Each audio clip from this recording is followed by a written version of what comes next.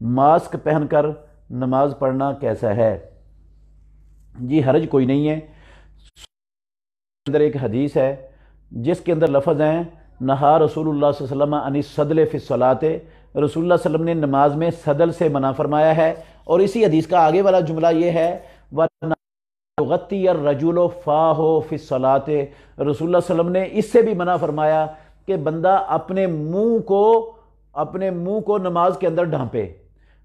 یہ حدیث ہے سنن ابو داود میں، لیکن یہ حدیث پایہ ثبوت کو نہیں پہنچتی، سند اس حدیث کی ضعیف ہے۔